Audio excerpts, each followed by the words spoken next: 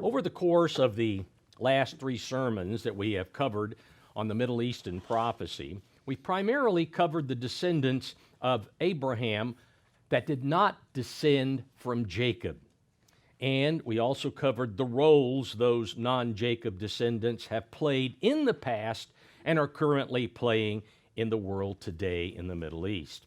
In order to have the complete picture, it's also necessary, as far as the Middle Eastern prophecy, it's also necessary to understand the prophesied roles of Jacob's descendants, not just Esau's, but Jacob's as well. Not just Ishmael's, but Jacob's as well.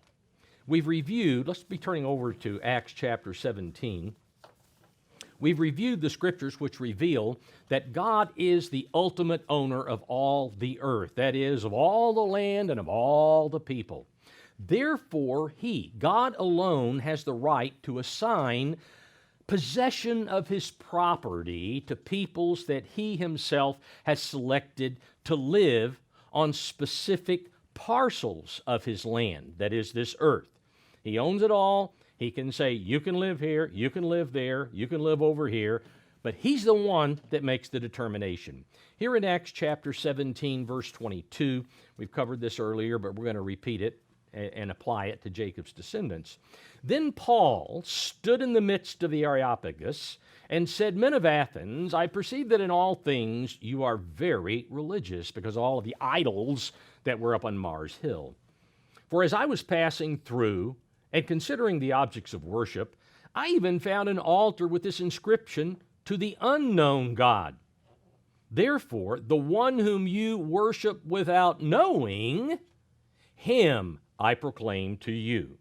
God, who made the world and everything in it, since he is the Lord of heaven and earth, does not dwell in temples made with hands, like your supposed gods do, nor is he worshipped with men's hands, as though he needed anything, since he gives life to all, breath, and all things. Verse 26 goes on in the New Living Translation. From one man, he, God, created all the nations throughout the whole earth. That is, all have descended from Adam. He decided beforehand when they should rise and fall. Note that. He already knew. He already determined when they would rise up as being nations and when they would fall and cease being nations. And he determined their boundaries. Not only did he determine the times, but also the land that they would possess and from which they would rule. In fact, the entire arrangement of nations was determined from the very outset of civilization, going all the way back, pre-flood, into the time pre-Noah. In fact, let's go back to Deuteronomy chapter 32. And note, once again, as we had, I think, sometime the first or second sermon in this series, but here in verse 7 of Deuteronomy 32, here Moses, before he concludes his dissertation to Israel there on the east bank of the Jordan River, he says, Remember the days of old. Consider the years of many generations. Think back through history. Ask your father, and he will show you. Your elders, and they will tell you. When the Most High divided their inheritance to the nations, when he separated the sons of Adam, not the sons of Noah, but the sons of Adam. This makes it pre-flood. He set the boundaries of the peoples according to the number of the children of Israel. Now, remember, the name Israel means prevailers with El, those who prevail with El. So the number of the children of those who prevail with El, with God, with him. And so he was going to have a nation from the outset of civilization. He was going to have a nation that would prevail with him. For the Eternal's portion, Moses goes on telling Israel, the Eternal's portion, that is the portion of land that he has kept to himself, is his people. It's his people, the prevailers with him. Jacob is the place of his inheritance. That's the land where Jacob would be. God determined the exact parcel of land which the children of Israel would need, and he set it apart from all other land from the days of Adam's descendants, that is, early on in civilization. Of all the land on the face of all the earth, God only claimed the portion that he would give to the nation to which he would first choose to reveal himself. He had already determined that. To people who agreed to prevail with him, whatever you say, God, we will do. Those would be the ones to take possession of that parcel. Moses is emphasizing here, toward the close of his dissertation, the magnitude of what the children of Israel were about to do. They were about to cross over the Jordan River to the west side and to begin taking possession of the land that God had designated for them before the flood. Before the flood. They were about to do that. Now, God did allow other peoples to use that land until the pre-appointed time came for Israel to take possession of the promised land. What we read here in Deuteronomy 32, though, is the fact that this was determined beforehand. God was going to do this. Thing is, the world, early on, the flood of Noah, that came because mankind had degenerated so far, so fast, that he had to wait till after the flood before he could finally put that nation in there. Because he had promised a Messiah in chapter 3 of Genesis, verse 15, but that Messiah would have to come through a nation, a people. But the flood interrupted the timing of it. But God had already determined he was going to use a nation before the flood. But again, he did allow others to use. In fact, let's go back to Genesis chapter 12, because the pre-appointed time had not arrived at the time when Abram came on the scene. Okay, Genesis chapter 12 and in verse 6. It says, Abram passed through the land, that is the land that God was promising, to the place of Shechem, as far as the terebinth tree of Moreh. And the Canaanites were then in the land. The land is a reference, of course, to the land that was his, God's land, the special parcel that he had reserved to himself for the people that would prevail with him. In chapter 15 of Genesis and verse 13, then he said to Abram, know certainly that your descendants will be strangers in a land that is not theirs. That is, it won't belong to them at the time, and will serve them, this is parenthetically, and will serve them and they will afflict them. That is, that nation that will not be their land. 400 years. Okay, they're going to be strangers. They're going to be sojourners for 400 years. During that time, they're going to end up in a land that is not theirs, and they're going to be put into servitude. They're going to be afflicted. They're going to be in bondage. Of course, that's Egypt. And also the nation whom they serve. Again, he doesn't specify Egypt, but that's exactly what he means here. The nation whom they serve I will judge, and afterward they shall come out with great possessions. When God, back in Exodus, says, I want you to go out and spoil the Egyptians, God said this 400 years earlier. When they leave, they're gonna take the possessions of Egypt with them. God here clearly delineated which of Abram's descendants were to possess the land which God had set apart during the time of, again, the time of Adam and Adam's sons. Only Jacob's children, only Jacob's descendants will fit this qualification. None of Esau's descendants, none of Ishmael's descendants fit this. Only Jacob's descendants fit this description here in chapter 15, verses 13 and 14. It's also important to note here that part of the sojourning time, again, was while Isaac and Jacob were living within the boundaries of the land God promised to Abraham. But they did not have possession. It was in possession of the Canaanites, the Hittites, and various others. But they did dwell in the land. They were sojourners, which is what God said again back in Genesis 15:13. Now, however, the time that God set for them to take possession was yet in the future. That is, the descendants of Isaac and then the descendants of Isaac through Jacob. We go to verse 16 here in Genesis 15, and it says, "But in the fourth generation they shall return here, to this land," God told Abram. They're going to return to this land from where they are, "for the iniquity of the Amorites is not yet complete." That is, the land could not be claimed by Abram or any of his descendants until the time that God had predetermined, had pre-appointed, finally arrived, because God was going to allow the Amorites on there for a while longer. Time had not come that God had predetermined. Now, here in verse 18, it says, "On the same day the Eternal made a covenant with Abram, saying, 'To your descendants I have given this land, from the river of Egypt,'" that's the Nile, "'to the great river, the river Euphrates.'"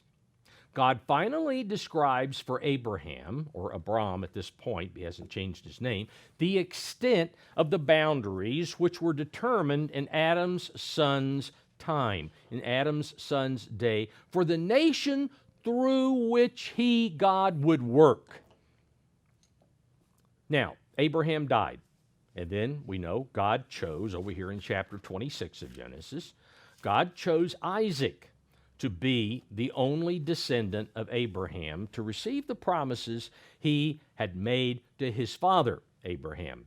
Genesis 26, verse 1 says, "There was a famine in the land besides the first famine that was in the days of Abraham. And Isaac went to Abimelech, king of the Philistines, in Gerar. Then the Eternal appeared to him and said, 'Do not go down to Egypt. Live in the land of which I shall tell you. Dwell in this land, and I will be with you and bless you. For to you and your descendants I give all these lands, and I will perform the oath which I swore to Abraham your father. And I will make your descendants multiply as the stars of heaven. I will give to your descendants all these lands, and in your seed," singular, "the nations of the earth shall be blessed." And that one seed, that is the seed that is representing the Messiah. So this promise that was made to Isaac was later extended to Isaac's son, Jacob. Let's turn over to chapter 35 of Genesis, where we find this. Genesis 35 and verse 9. "Then God appeared to Jacob again when he came from Padan Aram and blessed him. And God said to him, 'Your name is Jacob. Your name shall not be called Jacob anymore.'" Your name was Supplanter, but that's not what I'm going to know you by. You'll still be called Jacob here and there in the prophecies, but nope, your name is going to be something else because you prevailed with me when we wrestled. "But Israel shall be your name." Prevailer with L. That will be your name. So he called his name, that is, God called his name Israel. Also, God said to him, "I am God Almighty. Be fruitful and multiply. A nation and a company of nations shall proceed from you, and kings shall come from your body. The land which I gave Abraham and Isaac I give to you." Not you and Ishmael and Esau. I give it to you. Okay, that's what it says here. "And to your descendants after you I give this land." Again, God did not say that Jacob's descendants would be required to share that land with the descendants of Esau or Ishmael. It was to belong to Jacob's descendants alone. Now, Joseph understood. Let's turn back to Genesis chapter 50. Joseph understood the ramifications of this promise to his father Jacob when he gave instructions to his relatives to take his remains back to the promised land when the time came for Israel to leave Egypt. Joseph was there and took with his brothers, took Jacob's body back to the land of Israel, to the cave at Machpelah, where he was placed. Okay, and his remains are still there down under that magnificent structure they built over the cave there around Hebron in the land of Israel. But Joseph said, you're going to take my remains back too. We took Dad's back. I want you to take mine when you finally leave. In fact, here in verse 24, Joseph said to his brethren, I am dying, but God will surely visit you, that is your descendants, and bring you out of this land to the land of which he swore to Abraham, to Isaac, and to Jacob. And let's go on in verse 25. And Joseph took an oath of the children of Israel, saying, God will surely visit you, and you shall carry up my bones from here. You're going to take my remains, because it's going to be a while yet. Another 100-something years, 150, 170, I can't remember how many, but well over 150 years later before they would finally leave Egypt. God fulfilled his promise to Abraham and brought Israel out of Egypt in the fourth generation from Abraham.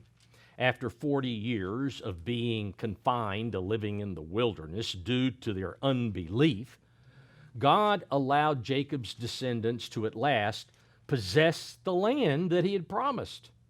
However, prior to crossing the Jordan River, Moses recounted their experiences together before he left them and went up to Mount Nebo, where he died, and then God, put his body somewhere.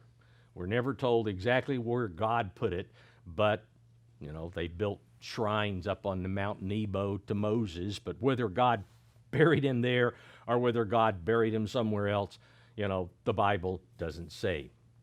But we find here that Moses, back in Deuteronomy chapter 1,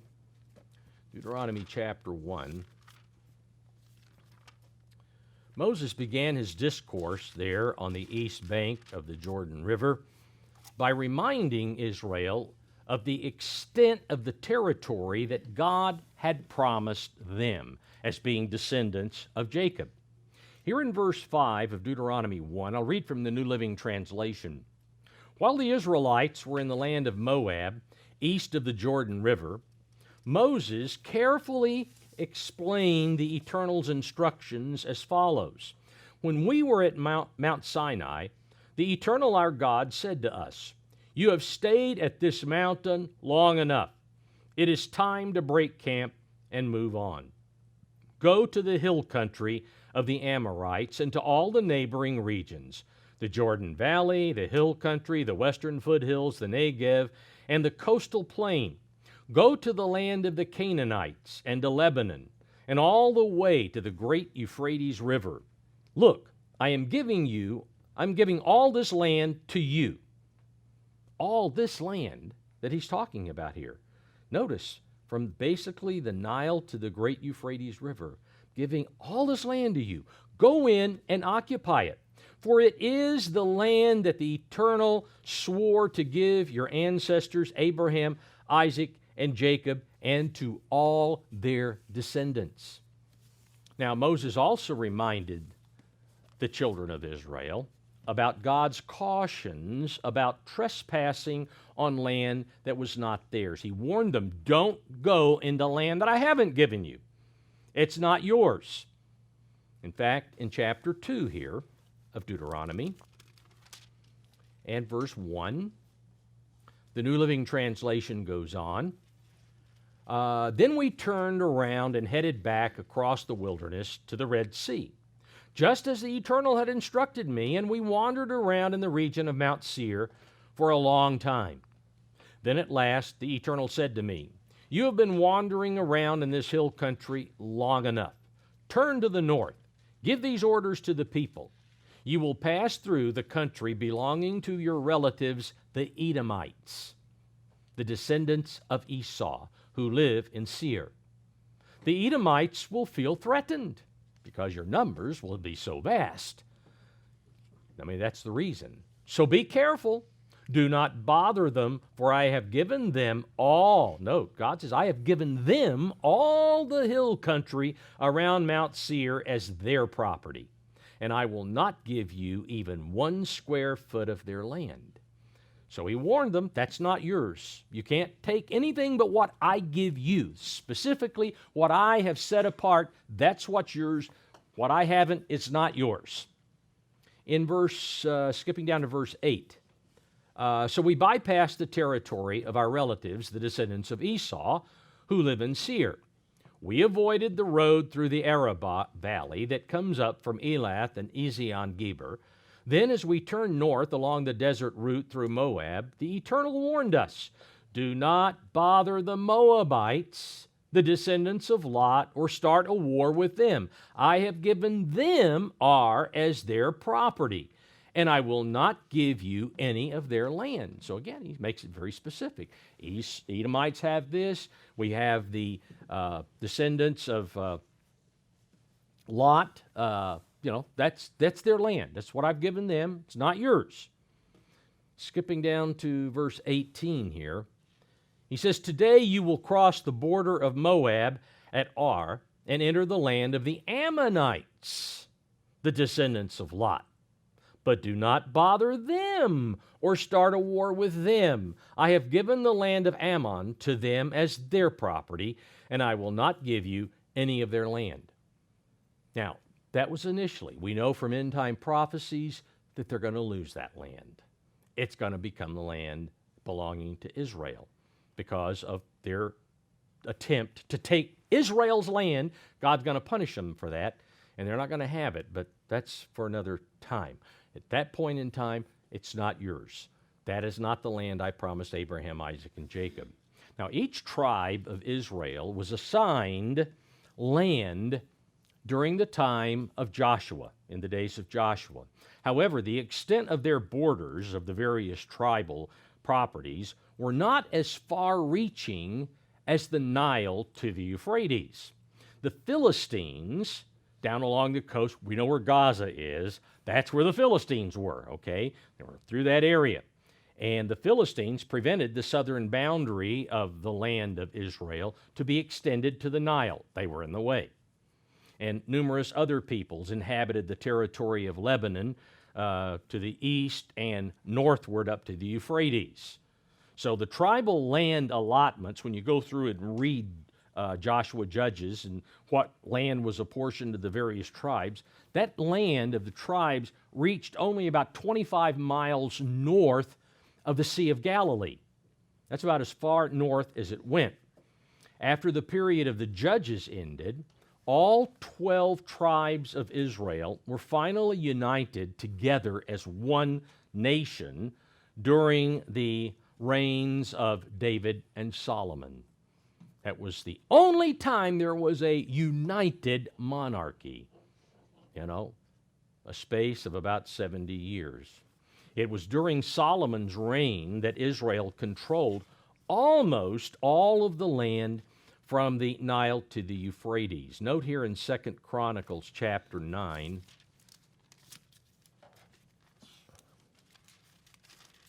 Second Chronicles 9 and verse 26.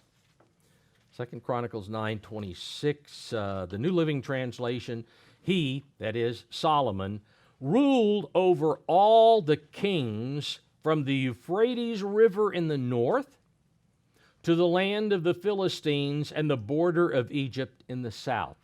So that was the greatest extent of the rulership over the land from the Nile to the Euphrates that God told Abraham that his descendants would eventually have. He told Isaac, then he told Jacob. That's the land. Now, it is going to be that way when we come to the millennium. When Christ returns, it will be from Nile to Euphrates, and it will be all of Israel. Solomon ruled over kings, that is, peoples, other peoples, who had kings for them that were in that land. Yeah, there were Israelites here and there that had to be there in order to occupy or whatever so that they would be obedient to Solomon. But the Israelites didn't make it all the way up to the Euphrates. There were many other peoples, but Solomon had the rulership. He had the rulership. Now, the united condition of the nation under David and Solomon, their reigns, again, lasted only a little over 70 years, until shortly after the death of Solomon.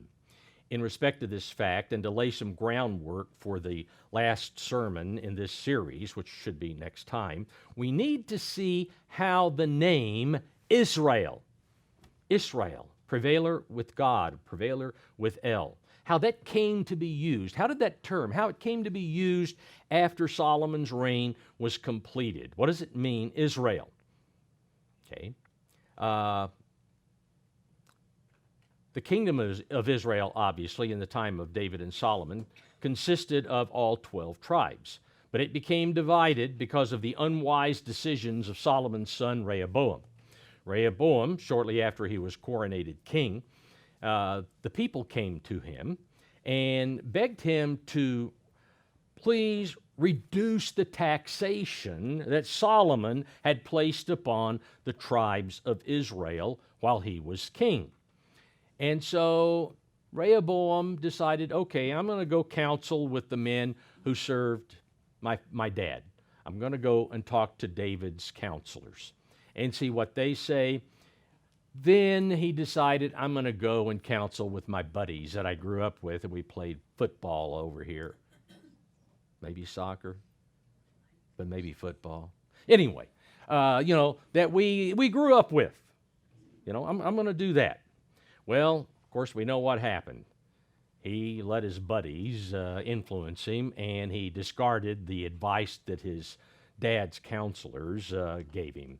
And so we find here in 2 Chronicles chapter 10, and beginning in verse 12, the repercussions. I'll read this from the New Living Translation. It says, 3 days later, Jeroboam and all the people returned to hear Rehoboam's decision, just as the king had ordered.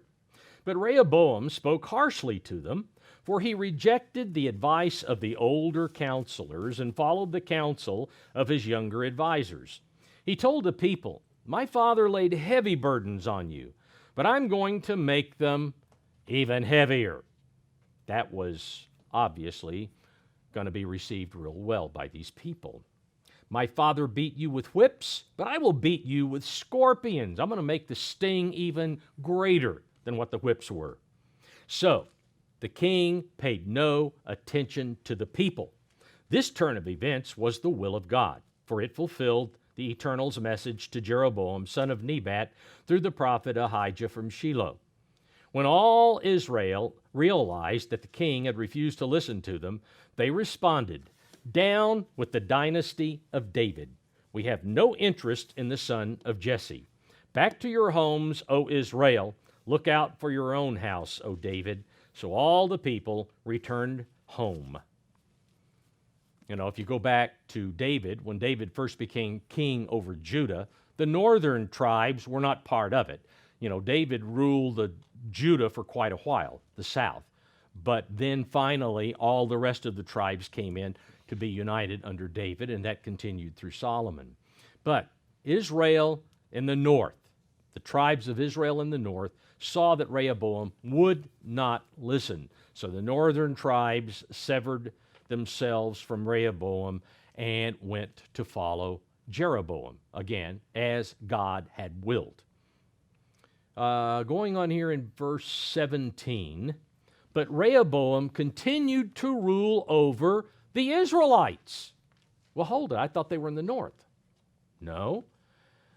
He continued to rule over the Israelites who lived in the towns of Judah.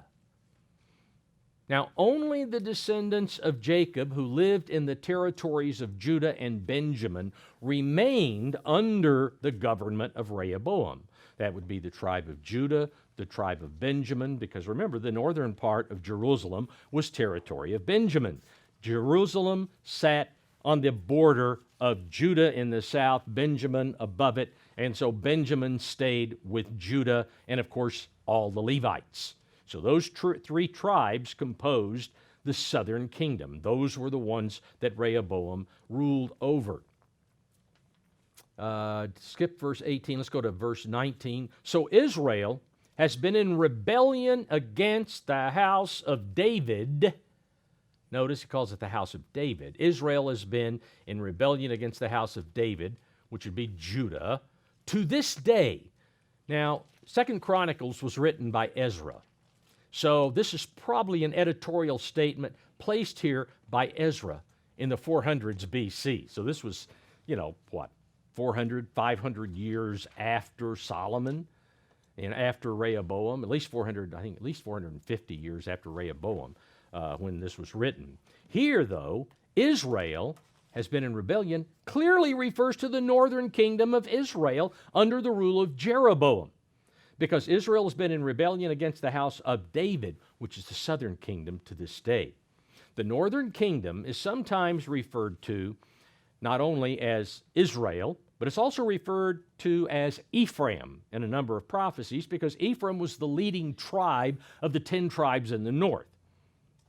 And then sometimes the northern kingdom was referred to as Samaria, because Samaria was the capital of the northern kingdom.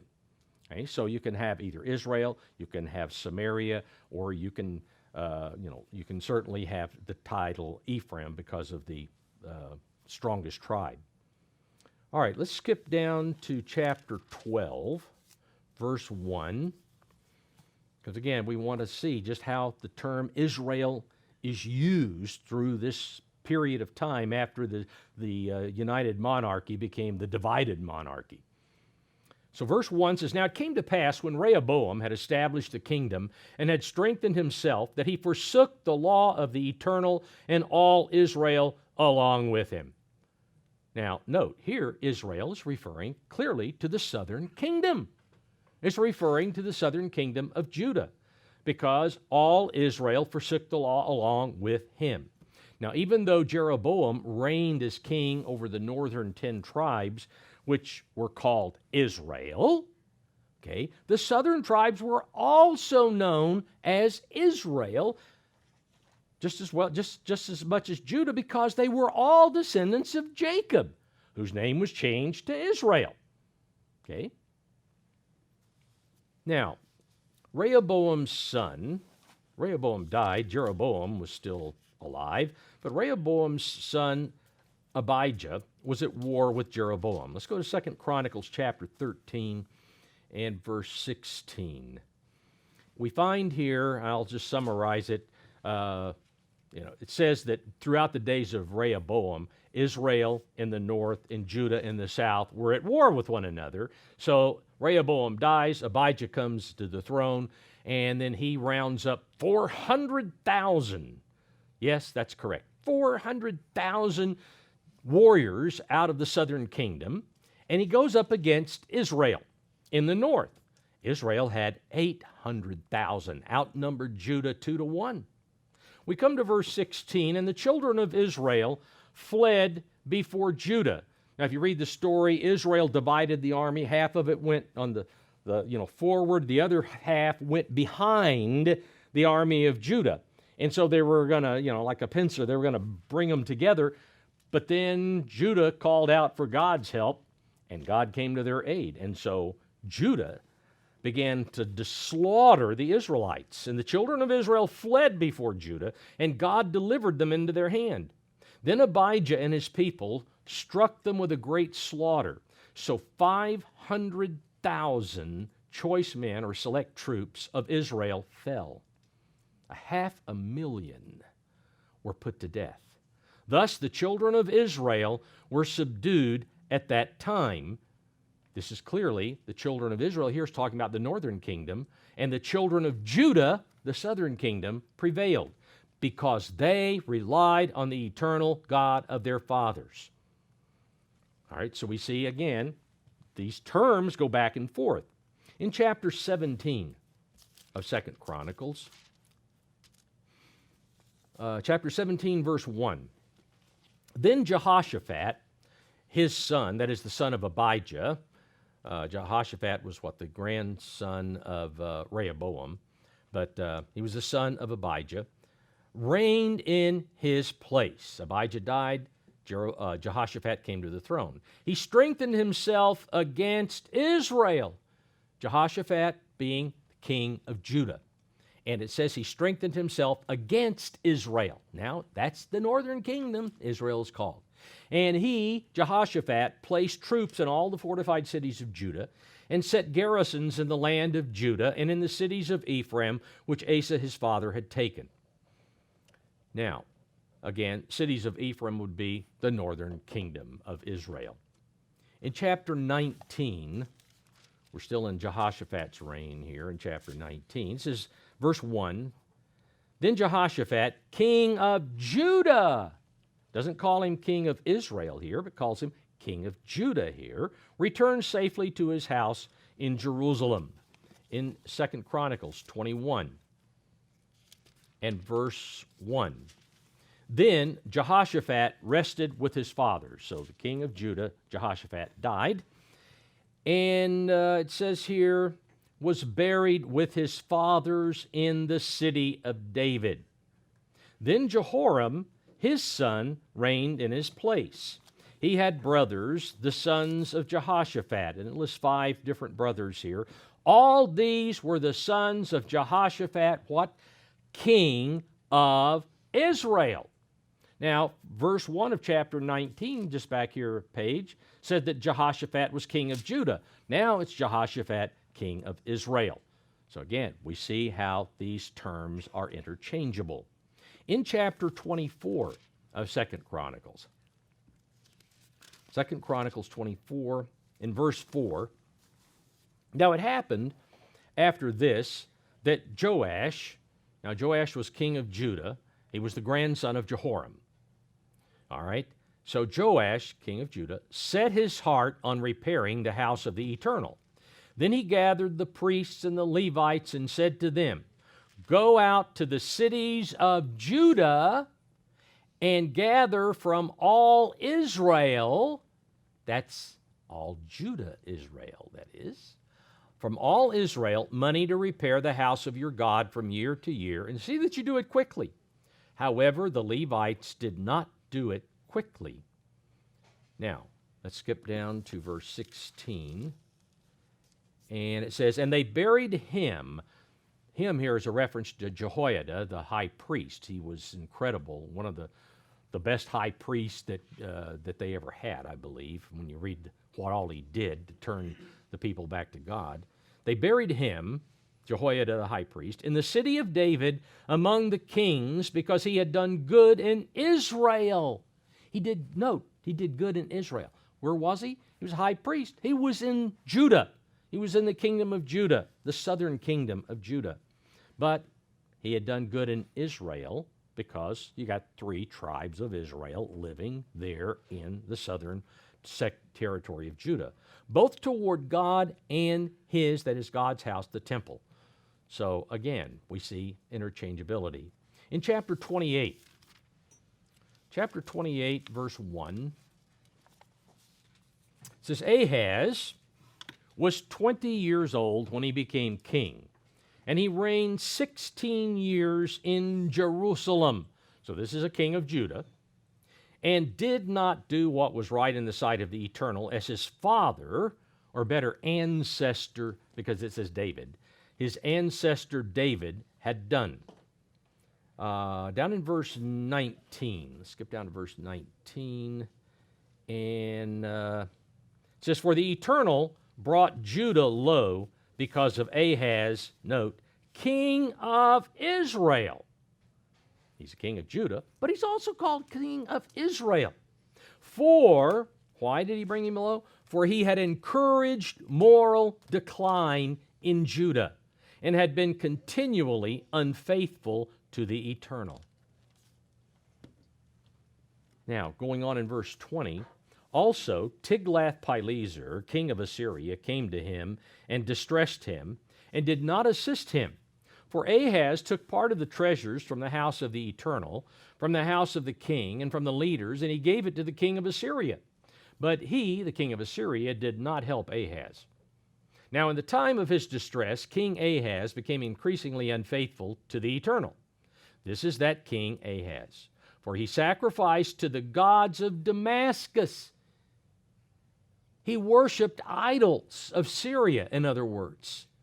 He sacrificed to the gods of Damascus, which had defeated him. You know, the Syrians had defeated him, so. Saying, because the gods of the kings of Syria help them, I will sacrifice to them that they may help me.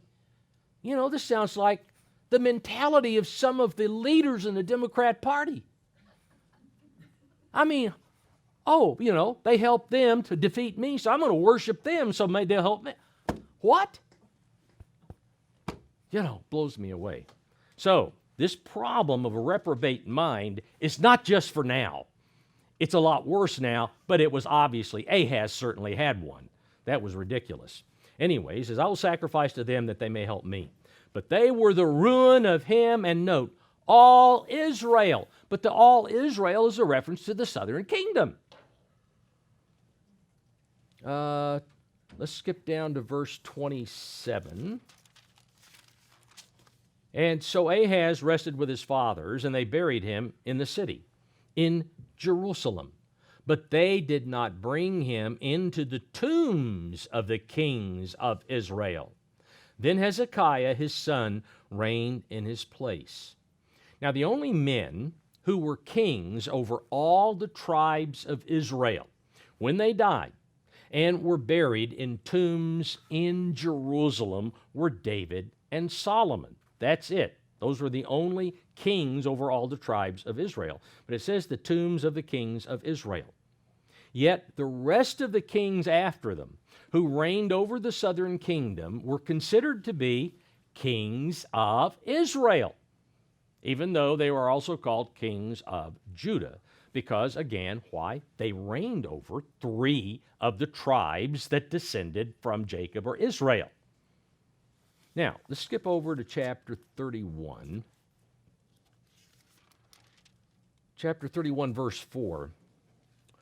Moreover, he, Hezekiah, commanded the people who dwelt in Jerusalem to contribute support for the priests and the Levites, that they might devote themselves to the law of the Eternal. As soon as the commandment was circulated, the children of Israel, now this is Hezekiah, we're talking about the southern kingdom, the children of Israel brought in abundance and first fruits of grain and wine, oil and honey, and of all the produce of the field, and they brought in abundantly the tithe of everything.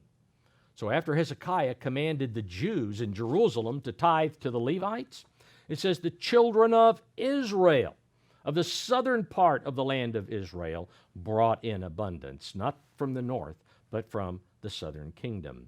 It's clear that the name Israel was applied to the inhabitants of the southern kingdom prior to the Babylonian exile. No question about it, because everything we've read was prior to the Babylonian exile. Since the tribes of Judah, Benjamin, and Levi were descended from Jacob, just as were Joseph and Reuben and Simeon and so forth and so on, there was no prohibition for them to call themselves by the name of their forefather Israel. No prohibition. Now let's keep this in mind as we continue to trace the relationship which the Jews of the southern kingdom had with the land promised to Abraham.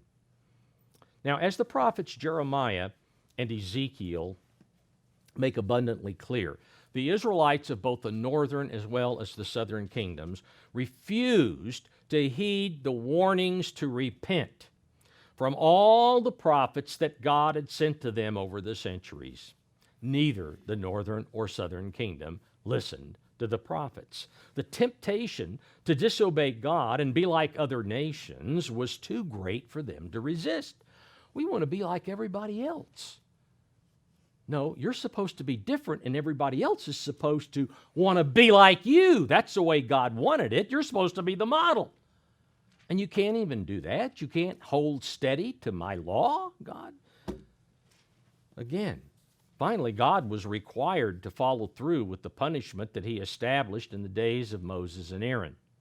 Back in Leviticus chapter 26, let's note, there was a warning. Moses gave it early on, and he repeated it in the book of Deuteronomy pretty much, about what would happen if Israel refused to do things God's way. There would be blessings for obedience, and there would be curses for disobedience. Here in Leviticus 26, verse 1, here they are warned, you shall not make idols for yourselves, Neither a carved image nor a sacred pillar shall you rear up for yourselves. Nor shall you set up an engraved stone in your land to bow down to it, for I am the eternal your God. I'm it. You shall keep my Sabbaths and revere my sanctuary. I am the eternal. If you walk in my statutes and keep my commandments and perform them, now, all of the blessings that they would receive were contingent on obedience. It was a contingency. There has to be obedience. God was to be, as it shows here, their only God. They were not to have any idols. They were not to take his name in vain by referring to him as their God, but not obeying him. You can't call me your God and not do what I tell you to do. They were to keep the Sabbath. He makes it very clear. You shall keep my Sabbaths and reverence my sanctuary, because the Sabbath was what? It was a sign that they were the people of God. Totally different than all the other peoples at that time. He goes on, if you do these things, verse 3, verse 4, then I will give you rain in its season. The land shall yield its produce, and the trees of the field shall yield their fruit. Your threshing shall last till the time of vintage, and the vintage shall last till the time of sowing. You shall eat your bread to the full and dwell in your land safely. Note, dwell in your land, the land that I have given you, safely. I will give you peace in the land, and you shall lie down, and none will make you afraid. I will rid the land of evil beasts, and the sword will not go through your land. God is very specific that these blessings would be theirs once they took possession of the land. These are the blessings I'm going to pour out on you, God says. The pre-appointed time of those blessings would come in the days of Joshua, when the land was divided and they began to take possession. Now, let's skip down to verse 14. But if you do not obey me and do not observe all these commandments, and if you despise my statutes, or if your soul abhors my judgments so that you do not perform all my commandments but break my covenant, I also will do this to you. I will even appoint terror over you, wasting, disease, and fever, which shall consume the eyes and cause sorrow of heart. And you shall sow your seed in vain, for your enemies shall eat it. I will set my face against you, and you shall be defeated by your enemies. Those who hate you shall reign over you, and you shall flee when no one pursues you. And after all this, if you do not obey me, then I will punish you 7 times more for your sins. Now, the next 3 verses here, 4 verses, God lists more curses that would come on Israel. Down in verse 23, and if by these things you are not reformed, or New Revised Standard has here, you have not turned back to me, but walk contrary to me, then I also will walk contrary to you, and I will punish you yet 7 times for your sins. God reveals, as he goes on, more curses that would come upon Israel. And then in verse 27, and after all this, if you do not obey me, but walk contrary to me, then I also will walk contrary to you in fury. And I, even I, will chastise you 7 times for your sins.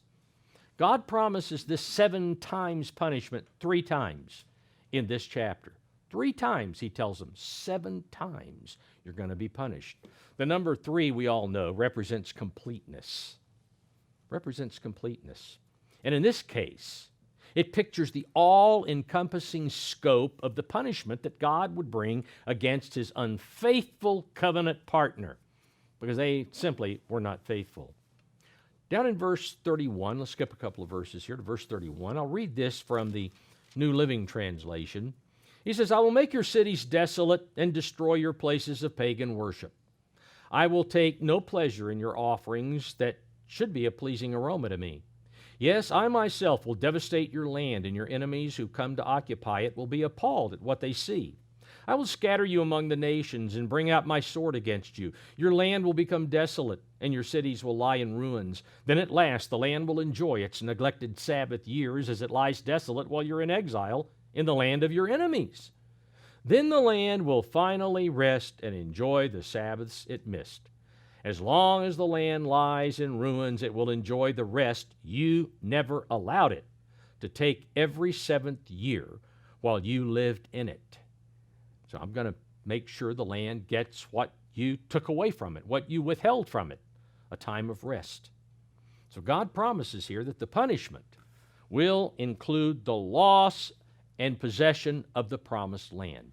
They will not have the land. They will not have possession of that land. Now, skip to verse 40, but if, or the New English translation, I think, brings the beginning of this verse out better. However, when they confess their iniquity and the iniquity of their fathers with their unfaithfulness, in which they were unfaithful to me, and that they also have walked contrary to me, and that I also have walked contrary to them, and have brought them into the land of their enemies, and then, the New English translation states, their uncircumcised hearts are humbled. And then, once this happens, their uncircumcised hearts are humbled, and they accept their guilt. When this happens, then I will remember my covenant with Jacob, and my covenant with Isaac, and my covenant with Abraham. I will remember the land. I'll remember the land. Included in remembering the covenants with Jacob, Isaac, and Abraham, God mentions remembering the land. That is, the land that he promised to be theirs forever. Because I made that promise about the land. And so we're going to remedy the fact that you've been removed from the land. Verse 43, Revised English Bible, the land deserted by its people will enjoy in full its Sabbaths while it lies desolate. They will pay the penalty in full because they rejected my judgments and spurned my statutes. The land, God says, I gave you as a possession. You abused the land. You did not treat the land as I required it to be treated. God was not pleased with the ungrateful attitude Israel had exhibited toward his land, which he had given them as promised to the patriarchs. He therefore would deny them. That's what he says here. He's going to deny them the regaining of that land until the time that he would specify in future prophecies. So, we move on. Back again to the 7 times punishment here in the earlier part of this chapter. What did that 7 times entail? From the context, it obviously included severity, but the primary emphasis on the 7 times is in relation to the blessings mentioned in the early part of the chapter, the loss of those blessings. The emphasis is on the duration of the punishment. 7 times is the duration. To understand the duration, we must first of all be able to define a time. What is a time? From the several passages which refer to the 3.5 times, we know that a time equals 1 prophetic year, and a prophetic year is 360 days. 7 times is equivalent to 7 times 360, okay? Which, you multiply 7 times 360, you come up with 2,520. That's the number. The principle in Numbers chapter 14, verse 34, and Ezekiel 4, I think verse 6, is to make every day equal to a year, a day for a year. Israel, after the scouts went through the land of Israel to scout it out, they came back. 40 days they took. Okay, you turned the people. 10 of you turned the people against me. You're going to wander for 40 years, a day for a year. And of course, then in Ezekiel, it's talking about Ezekiel laying on one side, the other side for so long. At any rate, that's how we come up with a day for a year. Therefore, the 7 times punishment that God is speaking of here would last 2,520 years. For the tribes receiving the birthright, the acquisition of the great blessings associated with that birthright would be delayed for 2,520 years from the time that the majority of the Israelites in the northern kingdom were taken into exile by the Assyrians between 721 and 718 BC.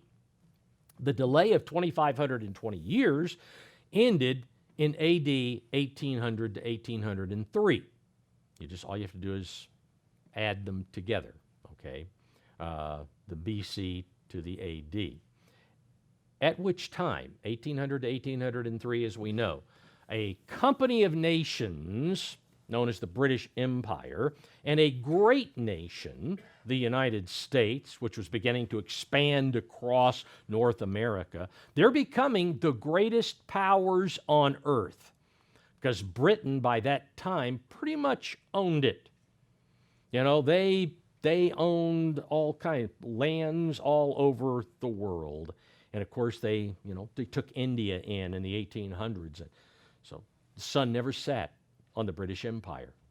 That was the company. My grandfather could see that. And that's one reason, he says, that's one reason he started listening to World Tomorrow. Well, he didn't really listen to it so much as my dad did.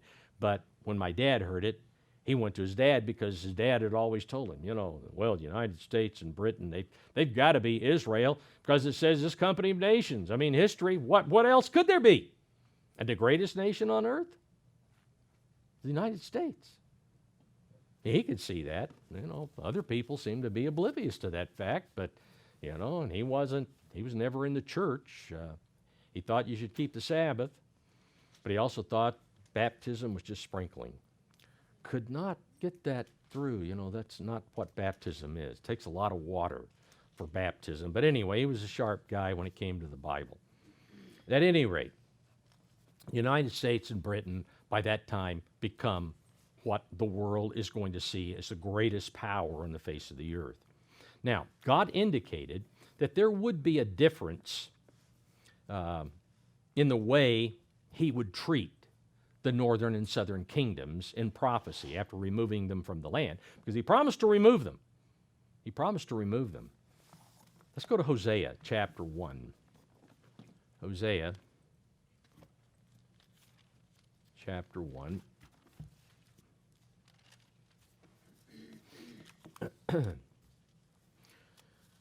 Remember, Hosea means salvation, basically, and this is talking about the salvation of Israel. Because they're cast off, they're removed. God's going to bring them back to the land because he said, I'm going to remember. We read that a few minutes ago. Here in verse 4, then the Eternal said to him, that is Hosea, he said to him, call his name Jezreel. This is the son that his wife, that had a proclivity toward harlotry, as it says here, bare him, his firstborn son, and name his name Jezreel. For in a little while I will avenge the bloodshed of Jezreel on the house of Jehu. We're not going to go back. We remember what happened when Jehu did what he did to going all the way back to Ahaz. And anyway, he says, I'm going to bring an end to the kingdom of the house of Israel. Going to bring an end to the kingdom of the house of Israel. It shall come to pass in that day that I will break the bow of Israel in the valley of Jezreel. And she conceived again, that is Hosea's wife, and bore a daughter. Then God said to him, call her name Lo Ruhamah, which means the unpitied, or the one that receives no mercy. That's what Lo Ruhamah means. For I will no longer have mercy on the house of Israel. Now, he's talking here about the northern kingdom, the 10 tribes. I will no longer have mercy on the house of Israel, but I will utterly take them away. That is, I'm going to extricate them from the land. I'm going to take them out of the land. They, as I promised, they're going to lose their land. They're going to lose possession. God would show no mercy to the northern kingdom regarding the possibility of their return to the land of promise. Yet, verse 7 goes on, I will have mercy on the house of Judah. Okay, the southern kingdom of Israel, southern kingdom of Judah. Right? I will have mercy on the house of Judah. Will save them by the eternal their God, and will not save them by bow, nor by sword, or battle, by horses or horsemen. God promised that he would show mercy to the southern kingdom by allowing them to return to the land of promise. He would show no mercy to the northern kingdom. They can't. But the southern kingdom, they're going to be able to come back prior to the northern kingdom. And of course, that was after they were taken into Babylonian exile, the southern kingdom. Northern kingdom was gone long before, but then the southern kingdom was also removed from the land. So the land lay desolate while they were gone. But then at the end, after the Babylonian Empire came to a close and Cyrus came to the throne, the Medo-Persian Empire, God stirred up Cyrus. When he says here, I'm going to save them not by bow or sword or battle or horses or horsemen. No. He made this pagan king say, I want you to go back to the land of Israel and build a temple to the eternal. What? Yes, that's what he did. That's what Cyrus did. Go back and build it. They didn't have to fight to get away or anything. They were sent there and helped out. Cyrus made sure they had the funds needed to do what they needed to do. Anyway, going on in verse 8. Now, when she had weaned Lo-ruhamah, that is Hosea's wife, she conceived and bore a son, the third child. Then God said, call his name Lo-ami, which means not my people. Ami means people. Lo, just like Lo-ruhamah means no or not. Not my people, which the northern kingdom. The northern kingdom. You are not my people, and I will not be your God. Yet, now even though, the yet means, even though God had, even though they were rejected by God and not allowed to return to the promised land, because of God's unconditional promise that he made of population growth to Abraham, Isaac, and Jacob, all right, yet the number of the children of Israel, verse 10, shall be as the sand of the sea, which cannot be measured or numbered. And it shall come to pass in the place where it was said to them, you are not my people, Lo-ami, you are not my people. There it shall be said to them, you are the sons of the living God. So there's a day coming. Then the children of Judah and the children of Israel, the northern and southern kingdoms, shall be gathered together and appoint for themselves one head. That is, they'll have one king. They'll be united again as they were in the days of David and Solomon. And they shall come up out of the land, for great will be the day of Jezreel.